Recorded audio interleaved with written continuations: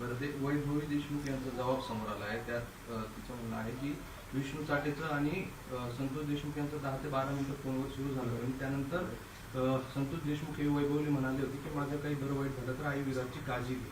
हे सगळं आता समोर येतं. लय ते काल ऐकलं ते खूप भावनिक आहे. ते काळजाला खूप त्रास होत होते. लय ते काय वाटलं असं ना आता त्या लेकरांना, त्या संतोषबाईंना. त्यांना ते पहिलं पुरं आठवतं आहे कुटुंबाला. आता त्यात खूप बाहेर निघणार आहे.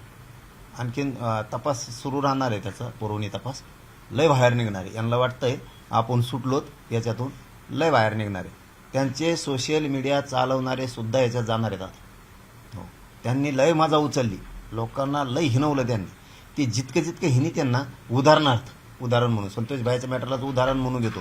मराठा आंदोलनाच्या विरोधात जर एखादा माणूस बोलला ना, किंवा कुणी व्यक्ती जर बोलला ना, तर ते त्याला धन्या मुंडेची टोळी त्यांना सपोर्ट करते फुल. मग ते लोक काय करते, ध्यानात ठेवते आणि जास्तच मागं लागतात मग यांच्या, म्हणजे यांना खोड्या करायची सवय.